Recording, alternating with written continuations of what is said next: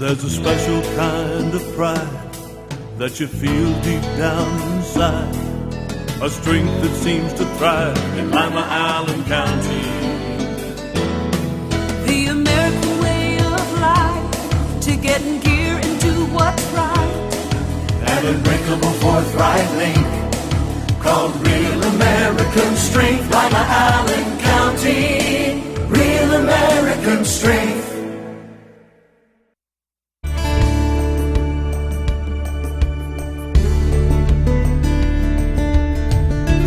Keeping you up to date with what's happening in your community. Community Focus on GTV2. Thanks for joining us today on Community Focus. I'm Ann Decker, and Jill Ackerman is in the studio today. She is the superintendent of the Lima City Schools. And you know, the beginning of December, we're starting the bad weather season, and you have a variety of ways to contact parents about delays or closings, and some of them might not work all the time. Right, and we really try to stick to the 6 a.m. hour as the time that we make that decision. And it can vary depending on circumstances, but what we do want everybody to know is that they can sign up for text alerts through our website. So we can send a text alert on a delay or a cancellation. Mm-hmm. We post it on our website as well. We put it on WLIO, and we also call and put it on the local radio stations. So there are multiple methods, and it's on our website, so there are multiple methods of communication that we use. So sometimes, if something's not working, for example, the text alerts were not working on this particular day. When we had the fog. Correct. So people were panicked because they didn't get that text alert. But so we encourage everybody to check, if you see it foggy outside and you're not getting a text alert, check the TV or vice versa, just so that in case something's not working, because we know how technology is, that there are multiple methods of communication that we do use. Right, and it only takes another extra minute of your morning to go turn on the TV or click on the computer. Right, and we also put it on Facebook, if I hadn't mentioned that as well. Okay. Most people generally get up in the morning and look at their Facebook page, so we do put those on there as well. Okay, so there are plenty of opportunities. Lots of opportunities. Alrighty, on to other notes. We have the rearrangement of the Lima Senior High schools. We do. Where do you stand with that? Well, we have had a general staff meeting, and we have walked our staff through a protocol and allowed them to do some brainstorming and dreaming, if we want to say it that way. And we're all set on December the 5th to take our students through the same type of protocol. We're going to show them a video of the principals explaining where we're at and, you know, the reasons why we are looking at the rearrangement, and then we're going to allow the students to go through a protocol in their advisory classes and have conversations with their teachers, and then they're going to take an online survey so that we can get some feedback from them, and then ultimately we would like to get student volunteers to sit on the committee that would actually make that design in the end. And then the following Wednesday, on December the 12th, we're going to hold 2 sessions for parents or public in general. It doesn't necessarily have to be a parent. And we'll hold one at 9 in the morning and one at 7 p.m. in the evening. At Lima Senior? At Lima Senior. And we're going to also do the same thing with parents and in public. We're going to allow them to give us input. What are the things that were most valuable to them in this small school concept? What pieces would they like to see? And maybe what are additional things that we may need to have that we do not have in place there now. So we want to make sure that we get as much input as we can from all the stakeholders, including the community, and hopefully then be ready to look at a design by Christmas time, because, you know, it's important for our counselors to start scheduling kids soon. And if we're looking at, you know, block scheduling or school within a school concepts, things like that, we're going to need to get working on the details of the pieces. So you think after the first of the year we could see something concrete from you? Yes, that would be my goal, is to have that concrete piece in place by the first of the year, so then we can take working groups and put them together to actually work out all the details of it. Okay, well, it is an exciting time then. It is exciting. Okay, dates, times, and place of that public meeting again? December the 12th, that's a Wednesday. We're going to do 9 a.m. at Lima Senior High, and then again in the evening, for people who the morning schedule won't work, we're going to do it at 7 p.m. also at Lima Senior High School. Okay. And they can come right into the Commons area. Okay, great. On to a happier note, we've got Holiday in Harmony coming right up as well. We do, and you know, it's exciting. December's always exciting. It's very busy, but it's exciting because there's lots of holiday activities and concerts going on, but the one that is really the gem for the Lima City Schools is the Holiday in Harmony. And this year, it's going to only be held on Saturday evening, December 15th. It's usually a 2-night event, but this year it will be a 1-night event. We'll have a basketball game on Friday and Holiday in Harmony on Saturday.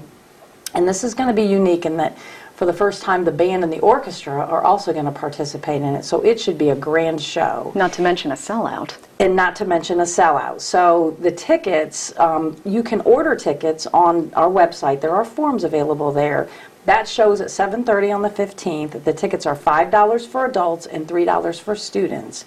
For $20, somebody could become a Holiday Angel sponsor, have their name put in the program, and then they would have 2 center section seats reserved for them at the concert. So Perfectly that's an reasonable. opportunity. So we're looking forward to that, and it really does, it's an inexpensive way to really get the holiday spirit. And these kids are great, too. If you haven't seen Holiday in Harmony, I highly recommend that you go and get tickets now because they will disappear quickly. They are very talented. They really are. And then we also want to remind everybody that on Friday, December the 20th, we have an early release, as we do before our holidays for our students, and then we'll be on Christmas break until we'll resume on Thursday, January the 3rd. So Okay. we're looking forward to that, but we still have a lot of work to do in the next few weeks to get prepared. Don't shut down yet. You still got to learn Don't for a shut couple down. weeks. Right, and we also want to encourage parents during that time that kids are home to try to keep them reading. I know it's an exciting time, but I also know... Get them books for Christmas. Get them books for Christmas, things with math, there's lots of websites out there. They can talk to teachers about specific types of websites for their kids to be on.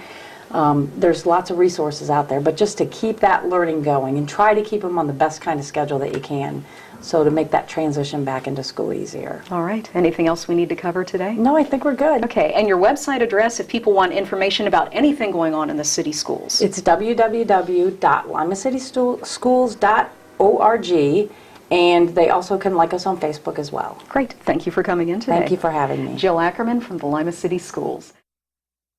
Let's all do our part to keep the Ottawa River clean and healthy. Wash your car on the grass to protect storm drains from soap and dirt. Your actions matter. Help keep the youth of Lima safe by donating to Lima Safety City today. Hello, I'm Chuck Eichelberger from the Lima Noon Optimist Club. Safety City is a very important part of the Lima community. The Optimist Club is renovating Safety City and it needs your help. Donations can be made by going to the website limasafetycity.org. You can also send a donation to Lima Noon Optimist Club, P.O. Box 428, Lima, Ohio 45802. Help keep the youth of Lima safe by donating to Safety City today. My joints ached and I was always tired. I was always cold, I couldn't concentrate, and my body hurt all over. My doctor told me I had lupus. Women of childbearing age, and especially African American women, are at higher risk. If you suspect that you have lupus, you should contact your doctor. You're invited to attend the local lupus support group meetings on the second Thursday of each month at 1 o'clock at Lima Towers. For further information, go to connectedhands.org. Welcome back to Community Focus. I'm Ann Decker, and I'm pleased to welcome Julie Shellhammer. She is our dog warden, and she brought 2 of the cutest guests I have ever had. They're so adorable. cute. They're actually a litter of 10. So Mama Dog's only like a Border Collie type medium-sized dog, and she had 10 puppies. So Wow, she's got to feel better now. Daddy was probably a German Shepherd by the looks of most of them. It's a couple black ones. It's a little bit unusual for us to have such young puppies this time of year, and it's going to be great for a lot of people for Christmas time. Yeah, so I mean, if you're looking for a puppy, these guys are available. Yes, they are. And they are so cute, so sweet. And this isn't the only litter of puppies you have at the moment, is it? We've got some black lab puppies that are about the same age. We've got several young dogs, 6-8 months. We've got several older dogs, 3-4 years. Every size, shape, and color pretty much that somebody would want, we should be able to come up with.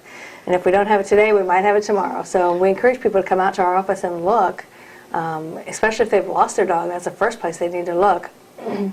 check around the neighborhood with the neighbors, things like that, but they need to come out and look at our facility. We got a lot of nice dogs, and they were somebody's pet at some time, so after 3 days they can become somebody's new pet. Where are you located? On Seraph Road, 1165 Seraph Road. Which is right by the railroad underpass there? Right, between 117 and Elm Street. Okay. Very easy to get into, great parking, which plays into the dog tags. We encourage people to come out to our facility and get dog tags. Sometimes parking downtown is a little bit harder. This year, some people are hopefully choosing to get their tags online as well. Because they just went on sale this week, right? Yeah, now, December 1st. I mean, do guys as young as this need tags? Who needs a tag? Because they're leaving our facility, they will get licensed when they leave. Mm-hmm. But otherwise, anybody that has a dog 3 months of age or older, and that's for the entire state of Ohio, it's a county, it's a state requirement. The Ohio Revised Code Section 955 requires all dogs over 3 months of age to be licensed. Mm-hmm. And if you just acquire a dog, you have 30 days to get it licensed. And if you move into the area, you have 30 days to get it licensed. So, but any dog over 3 months of age, it doesn't matter if it's inside, outside, in the city, in the county, they have to have a license. And if it's not on the dog, we have no way to know who to return the dog to. So if you get the dog license on the dog, anybody that finds your dog will be able to look up the number and give you a call and say, hey, got your dog. How much are the licenses this year? $18. That's not bad, really, for an entire year. For an entire year, and it's the easiest way you can assure that your dog will be returned to you. It is your identification. It's your proof of ownership. So if your dog would come up missing and somebody didn't want to give it back and the dog's registered to you, you know, all of those things play a big part. I'm always concerned with dogs that do happen to get loose from somebody and get hit by a car. We have no way to know who that dog belongs to without the license being on it.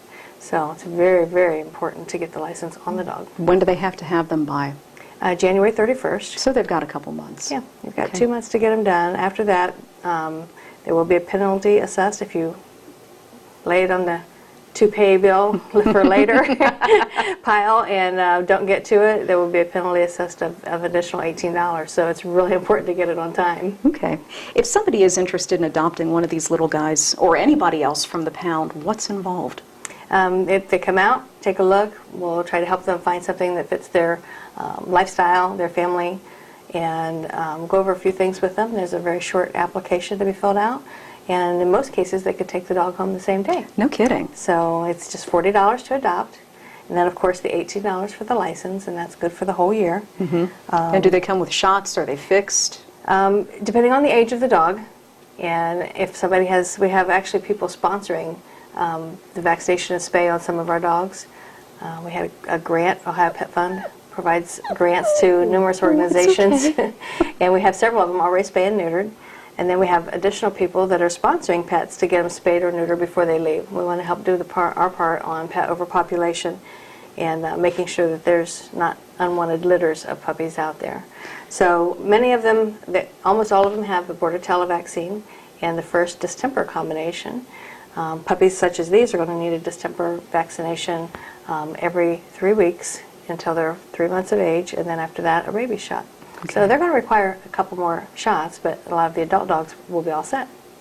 A lot of people like to get puppies for Christmas. What should they keep in mind when they're getting a puppy?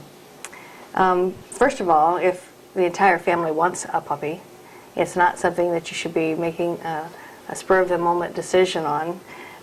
Needs to be discussed with the entire family. And then what kind of puppies or dog is going to fit into your lifestyle. Christmas Day, if it's like my household and many households, there's a lot of confusion going on. So Christmas Day is not a great time to present a puppy. Before Christmas, come get it now. You can get everything acclimated and into place. If they want something for Christmas Day, a gift certificate, a picture of a dog, something like that, and then bring the person in to actually pick out their own dog. That works out very nice too. Yeah, that is a great idea because people do want to have their own choice. Yeah. Okay. If people need some help at the holidays, you know, I know the Salvation Army does a food pantry for people, yes. But you've got some advice for people as well. Well, There's some help for them. We've got help for them. We actually did a food drive this year. We've got a lot of dog and cat food donated that we're wanting to give back to the public.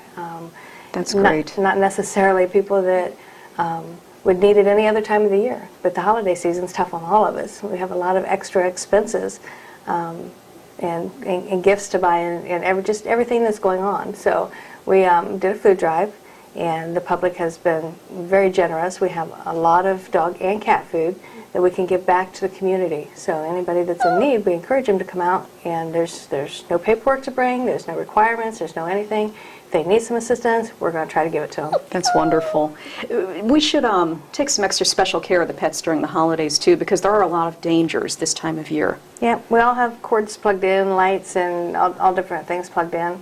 But when you're talking about a puppy or even a kitten, they love to chew. And climb. Yeah, so electrical cords are especially dangerous this time of year. We've got a lot of additional plugs with the Christmas lights and everything. So if you're not going to be home, I encourage you to put the dog or the cat into a safe room or a kennel or crate, cage of some kind to keep the dog safe. Of course, nobody wants the tree tipped over, but it could possibly happen. So you want to make sure if you have pets that you limit the amount of tinsel. If you use any at all, tinsel can be very damaging to dog and cat's internal organs. They get wrapped around and actually sever them, and it can be fatal. So tinsel is not a good idea in a pet home. Glass bulbs, I don't know how many people use glass bulbs still, but it's a very big hazard. You know, dogs play with balls, cats play with balls. What's on the tree? Balls. So we want to be very cautious with the Christmas tree ornaments, the type you pick out. Make sure that's not going to be hazardous to the pets, dogs and cats. Mm-hmm. What about poinsettias? Poinsettias can be toxic to dogs, are toxic to dogs, so depending on if they actually ate it or just tore it up, which dog and cat both can do either. So keep them in a safe area, up a way that the dogs can't reach them, and cats it's pretty much impossible, so be very careful. Cats, people don't think about cats chewing, but they actually do. They chew on quite a few things, so be very cautious with having the poinsettias in the house. How about holiday treats? For us or the dogs? Well, I know they're not real good for us, but can we treat them too? The same thing with dogs. Make sure that it is a dog treat. Be limiting on the amount of treats that you give them. You want them to eat their basic diet so they have good nutrition. Treats are always great for all of us. Occasionally. So just make sure it's a healthy treat for them. People don't think about it and they want to give them something. They can cut up a carrot or buy the little baby carrots. Dogs love carrots. They're great for them. Good for their teeth. Canned green beans. You can get the no-salt green beans. Give them a nice little treat. Some people like to freeze things like that in an ice cube. Let the dog play with it. So there's all kinds of treats that you can give them that are very healthy and safe for them. Okay. We also want to give a plug to your dog park, because if you do get a puppy for Christmas or just want to bring your dog out to exercise it, you've got a great place. We do. We have a nice fenced-in area, very high fence. It's all secured, double entrance to prevent any escape. And it has been the best place for people to socialize their pets with people and other dogs, children of all sizes. A socialized pet and a well-exercised pet is just such a nice dog to have around. We get here all the time how people come out. We'll have 15, 20 people sometimes out there in the evening. So it's been great for people to talk and talk about problems that they're having, that maybe somebody else has come across it and they can help out with that. They just go and play, and then they tell us, well, my dog slept the entire night. That's a good thing. Yep. Julie, give us your office address one more time. 1165 Seraph Road, between 117 and Elm Street on Seraph. It's where the old Humane Society used to be. A lot of people know it from that. We're open 6 days a week, Saturdays till noon, the rest of the weekdays till 4 on Tuesday and 5 with the rest of the week. Okay. So we're there pretty much all the time, and we encourage people to come out and see us and get their dog license and look at maybe adding an addition to their family. Yeah, come out and visit one of these little guys. They're so adorable. Thank you for coming in today. Thanks for having us. You're welcome. All of us. Julie Shellhammer, the Allen County Dog Warden. I'm Ann Decker, and this is Community Focus on GTV2. Reduce, recycle, reuse. Allied Waste Services in the City of Lima encourage you to live green by recycling all that you can. Recycling promotes green living by reducing the amount of waste materials buried in landfills. This saves money, natural resources, and energy. Keep our environment healthy and start recycling today. Allied Waste Services is committed to a clean environment. Contact us today for your recycling needs. Visit our website, republicservicesohio.com, to learn more about recycling today. Here at the Humane Society of Allen County, we're proud to be the home of many great animals looking for many great homes. Over the past few decades, we've given thousands of animals hope of a new life. And we want to share our shelter's passion with you because we can't do it alone. To see how you can help animal advocacy in our community, please visit us at hsoac.org. It's never too late to help support the Humane Society of Allen County. Please visit us at hsoac.org.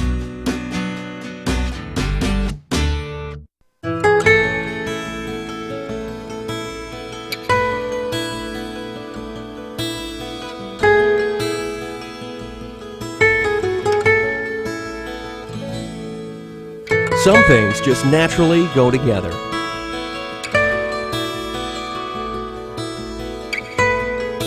Other things don't mix. Please, don't drink and drive.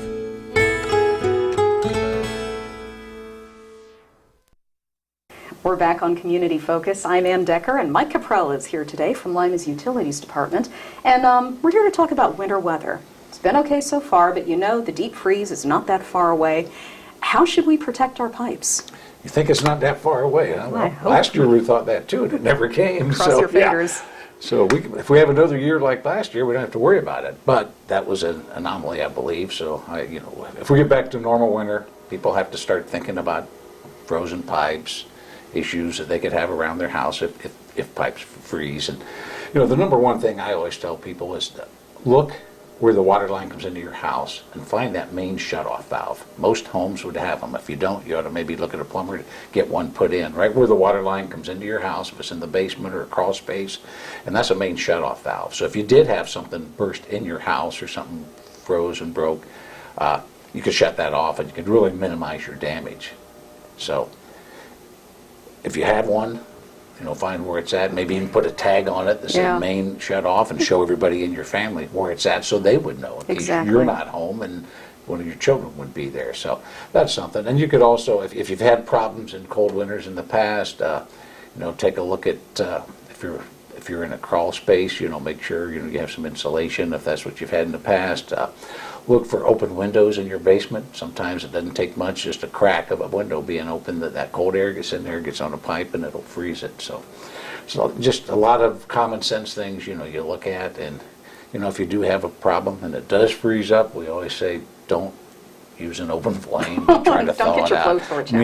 It sounds ridiculous, but people do it all the time. And every year you read somewhere where somebody's burned down a house or a mobile home by trying to thaw out a pipe with an open flame. Well, I know you can call a plumber, but if you want to do it yourself, what should you do if your pipe's frozen? Well, if it's frozen and you've got access to electricity, which you usually do, and you have a nice hair dryer, which I don't have one, but there's a reason for that. But sorry.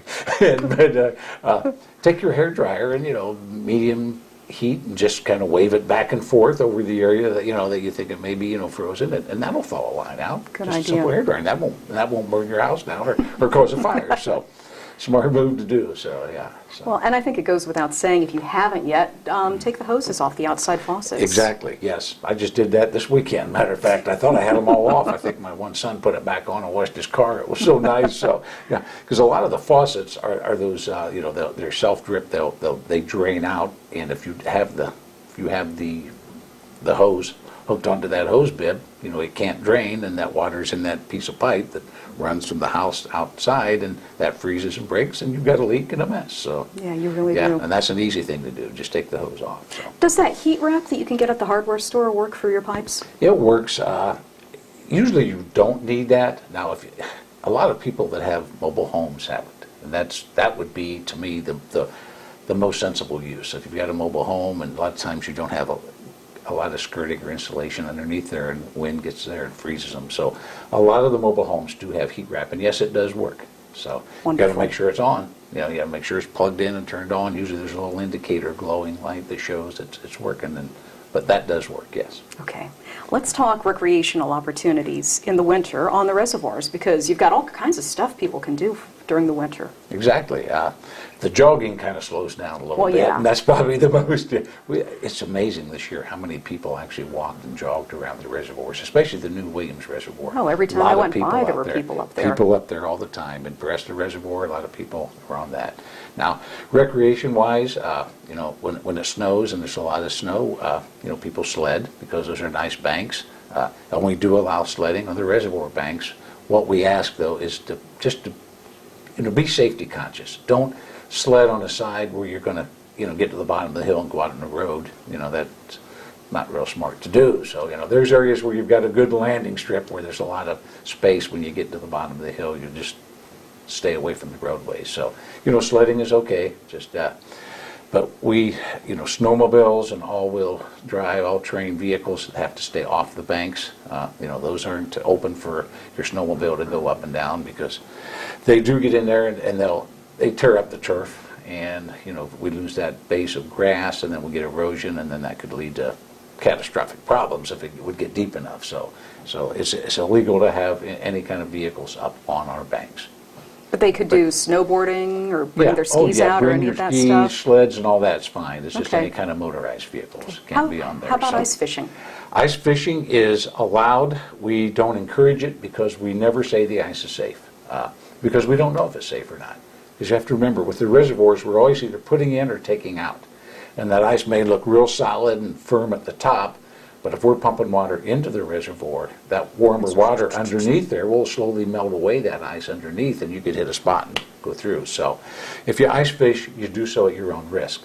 Now, if you are an ice fisherman, don't waste your time at Williams Reservoir this year, because Williams Reservoir has not been stocked yet. We thought it would be stocked this fall, but it just hasn't been yet. It'll probably be the spring before the Department of Natural Resources gets there and does the stocking like we've planned to do. And just this being such a dry, hot summer, I don't think the fish are there for them to put in the reservoir yet. So don't ice fish at Williams. You want to go to Brest or one of the other ones. And again, you do so at your own risk. We never, will say for sure that ice is safe. So just be careful. If you don't want them to go out to the reservoirs to ice fish, they can do so in the city parks, really. Yeah, you can go in the city parks, but it's the same there. The city, especially the park there at the by Diamond 2, they'll tell you if that ice is safe or not, because they test that. They do. Because there's not water coming in or out. That's pretty much a stagnant, area, not stagnant. I mean, it's just static. Let me get the right term out here. It's pretty static, so you don't have that. So.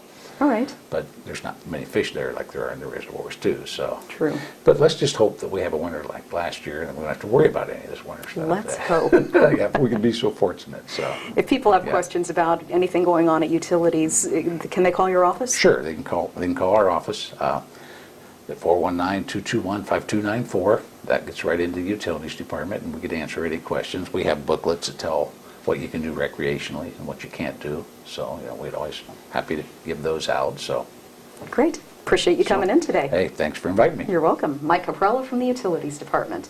I'm Ann Decker, and this is Community Focus on GTV2. I didn't want to be touched. He said it would feel good, but it didn't. So he gave me a new doll and some candy. He told me not to tell anybody and that it's our special secret. How do I make him stop? Say no. Run away. Scream. It's okay to tell an adult you trust if someone is hurting you or making you uncomfortable. Feel safe. Feel strong. Feel free. Crime Stoppers is still active in the Allen, Putnam, and Van Wert counties. Our goal is to assist area law enforcement officers to identify and locate individuals who have committed crimes. If you have any information about anyone who is responsible for committing crimes, please call Crime Stoppers at area code 419-229-STOP. Crime Stoppers! Crime Stoppers! Make the call and pay it's Crime Stoppers! Lima City Council has recently amended the city's vicious dog ordinance to deal with potential problems concerning dangerous dogs in the public. The ordinance is comprehensive. However, here are some key elements that all dog owners and their neighbors should be aware of. Any dog that is considered a breed of pit bull is considered a vicious dog regardless of its temperament. A vicious dog is any dog that attacks, bites, or causes injury to a person or domestic animal with or without provocation. Not under control of the owner and secure with a muzzle and a leash of 6 feet or less in length, all vicious dogs must be confined when outside in a pen with a secured top and bottom, or with the sides of the pen embedded at least 1 foot deep into the ground. If you're a dog owner and have concerns about any dogs in your neighborhood, visit limapolicedepartment.com to find out more about the city's vicious dog ordinance. The fine for non-compliance is $150 per citation, and ignorance of the law is not a defense. If If there's an emergency situation, call local law enforcement for immediate assistance.